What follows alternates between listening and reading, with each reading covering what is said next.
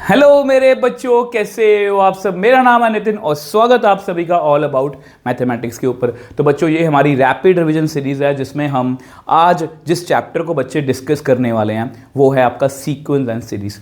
मतलब 10 मिनट में ये आपको बच्चे चैप्टर जो है विद शॉर्ट नोट्स बहुत अच्छे से क्लियर हो जाएगा। और इसके जो नोट्स है बच्चे वो आप हमारे टेलीग्राम चैनल से जो है वो फ्री ऑफ कॉस्ट डाउनलोड कर सकते हो। तो बिना किसी देरी के बच्चे वीडियो को स्टार्ट करते हैं। तो बच्चों देखो, सीक्वेंस एंड सीरीज की अगर मैं बात करूं तो बहुत से बच्चों को इसके नाम में क्लैरिटी नहीं, और वो क्लैरिटी होना बच्चे बहुत ज़रूरी है, क्योंकि आपको पता है आजकल आपको MCQs आ रहे हैं, रीजन सेशन के क्वेश्चन आ रहे हैं, तो इस तरह की क्लैरिटी आपको होनी चाहिए। देखो बच्चे, यहाँ मैंने सीक्वेंस के बारे में लिखा है। सीक्वेंस के बारे में मैंने क्या लिखा है कि set of numbers that are arranged according to any specific और लॉजिकल रूल और a formula which gives the list of numbers. तो बेसिकली बच्चे यहाँ पर मैंने आपको एग्जांपल, देखो मुझे पता है डेफिनेशन आपको समझ में नहीं आएगी, इसको देखो, ये बताओ मुझे क्या है 2, 3, 5, 7, 11। अगर आप इसमें पैटर्न देखोगे, कोई भी पैटर्न नहीं है यहाँ पर। अगर ध्यान से देखोगे बच्चे, इसमें कोई पैटर्न नहीं है, यहाँ पर कोई फर्क नहीं है, फिर यहाँ पर एक नंबर का फर्क है, 2 नंबर का फर्क है,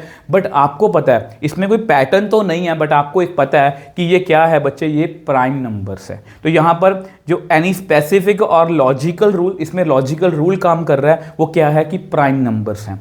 यहाँ एक फंक्शन और फॉर्मूला, जैसे 3, 6, 9, 12 so on up to 3, basically यहाँ पर ये 3 के मल्टीपल है। या तो हम देखो, यहाँ पर हमारे पास एक फॉर्मूला बन गया, या तो हमारे पास फॉर्मूला बना हो, इसका कोई फॉर्मूला नहीं बन सकता, इसको मुझे ये पता है कि ये प्राइम नंबर्स हैं, तो मैंने उसको लिख लिया। इन सबको बच्चे क्या बोलते हैं, हम सीक्वेंस बोलते हैं। अब सीरीज का क्या मतलब होता है बच्चे, अगर बच्चे A1, A2, A3, AN इस सीक्वेंस है तो उनका जो सम होता है ना बच्चे, उसको हम सीरीज बोलते हैं। और ये किसका साइन है, ये है समेशन का। इसको हम ऐसे लिखेंगे AI जो है 1 से लेके N तक का, ये एक सीरीज है।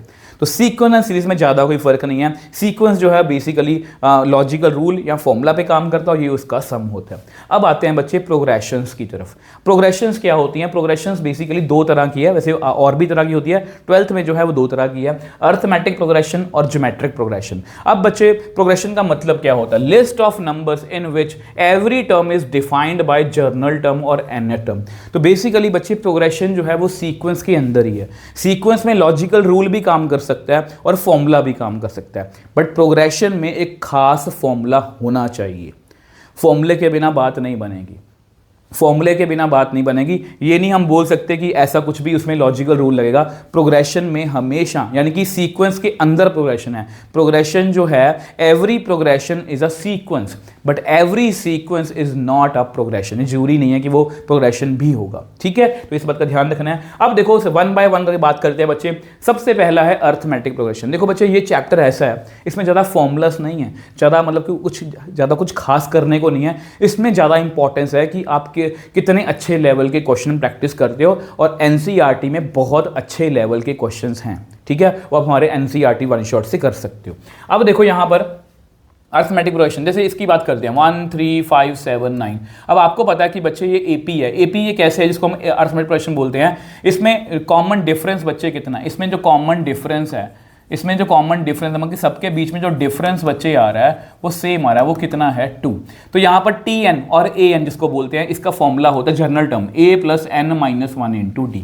A + N - 1 × D इसका जनरल फॉर्मूला है, जिसमें A क्या है बच्चे, फर्स्ट टर्म है, D क्या है आपका कॉमन डिफरेंस है, और N क्या है नंबर ऑफ टर्म्स। जैसे 1, 2, 3, 4, 5।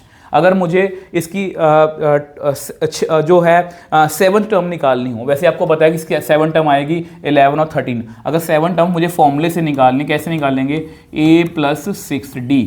अब आपको पता है A यहाँ पर 1 है फर्स्ट टर्म, 6D कितना है कॉमन डिफरेंस, तो 6 × 2 = 12 और 1 कितना आ गया 13। तो इस तरह से हम टर्म्स जो हैं वो निकाल सकते हैं।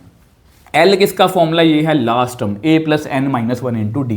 SN मतलब सम, N/2 2A + N - 1 × D। और SN का एक और फॉर्मूला भी होता है, अगर लास्ट टर्म गिवन है N/2 A + L। A first term है, common difference, number of terms मैंने आपको बताया हुआ है।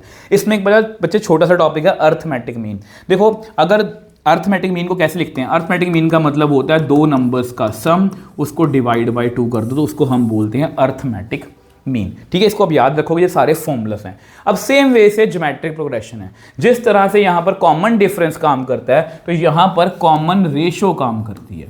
यहां पर कॉमन रेशो काम करती है। रेशो का मतलब 4 को 2 से डिवाइड करो 2 आएगा, 8 को 4 से डिवाइड करो 2 आएगा, 16 को 8 से डिवाइड करो वो 2 आएगा। तो इस तरह से ये एक जीपी है जिसमें कॉमन रेशो हमेशा क्या आ रही है, बराबर आ रही है। ठीक है, इसका फॉर्मूला जैसे वहां पर टीएन है यहां पर टीएन है, तो फॉर्मूला क्या है, ए आर n-1। तभी मैंने कंपैरेटिव रखा है ताकि आप उसको अच्छे से सीख पाओ। ठीक है, एस एन का फॉर्मूला क्या है, ए आर की पावर n-1 अपॉन r-1। अगर देखो यहां पर एक बात का ध्यान रखना है, ये सम का फॉर्मूला है। वैसे इस फॉर्मूले को आप ऐसे भी कर सकते हो, ये भी दिया होता है a 1 माइनस अरे यार a 1 माइनस आर की पावर n अपॉन 1, ये भी लिख सकते हो आप, ये भी यूज कर सकते हो। और बाय चांस अगर r की वैल्यू बच्चे 1 आ जाए, अगर कॉमन रेशियो ही 1 आ जाए, तो यहां पर अगर 1 फिल करोगे नॉट डिफाइंड बन जाएगा, तो तब उस टाइम पर बच्चे ये फॉर्मूला काम नहीं करता, तब यहां पर हम डायरेक्टली लिखते हैं na। इसको मैं समझा भी सकता हूं, इसको याद करने की नीड नहीं है बच्चे। आपको पता है 2 4 8 16 ये एक जीपी है, क्योंकि इसमें कॉमन रेशियो बच्चे कितनी आ रही है, 2 आ रही है। अगर मैं एक जीपी लिखूं, अगर मैं यहाँ पर बच्चे जीपी लिखूं जैसे 8 8 8 8 8, इसमें मुझे बताओ कॉमन रेशियो कितनी है, इसमें मुझे बताओ कॉमन रेशियो कितनी है। आप बोलोगे सर 8/8 1। जब भी कॉमन रेशियो 1 होती है, तो अगर मुझे सपोज ये 5 टर्म्स हैं, इसका मुझे सम पता करना हो, मैं कैसे करूँगा, 1 2 3 4 5, तो 5 को 8 से मल्टीप्लाई कर लो, कितना आ गया 40 आ गया, डायरेक्टली आ गया। मतलब जो मैंने पीछे लिखा है, मैंने पीछे क्या लिखा है, n a number of terms into a, यहाँ पर मैंने क्या लिखा है, नंबर ऑफ टर्म्स कितनी है 5 और ए कितना है 8, मतलब 8, तो कितना आ गया 40। तो बेसिकली ये वही चीज़ है, तो बेसिकली ये वही चीज़ है जो आपको एमसीक्यू में पूछा जा सकता है। ए फर्स्ट टर्म है, r common ratio, r number of terms है। ज्योमेट्रिक मीन भी होता है, जिस तरह से अर्थमेटिक मीन होता है वैसे ही ज्योमेट्रिक मीन होता है। तो if a and b are positive real number, तो ज्योमेट्रिक मीन बच्चे कैसे काम करता है, ज्योमेट्रिक मीन बेसिकली होता है रूट ए बी। ये कितना होता है a प्लस b/2, ये कितना होता है रूट ए बी। प्लीज इस बात का ध्यान रखोगे। और ए एम और जी एम में, मतलब अर्थमेटिक मीन और ज्योमेट्रिक मीन में एक रिलेशन भी होता है कि अर्थमेटिक मीन जो है वो हमेशा ज्योमेट्रिक मीन के या तो बराबर होता है या वो उससे बड़ा होता है।